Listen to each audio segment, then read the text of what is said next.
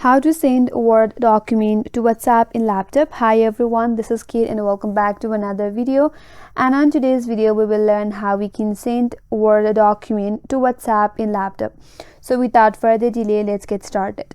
So first of all, you have to open up web.whatsapp.com and make sure to log in. Once you're logged in, now open up the chat where you want to send the Word document to.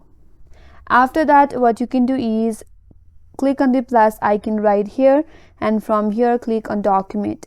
Now from your device, select the Word document that you want to send and click on open. After that, all you have to do is click on this send icon, and with that, now you have sent this Word document in WhatsApp to this contact in your PC.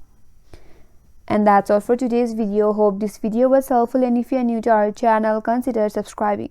Thank you for watching and stay tuned for more videos.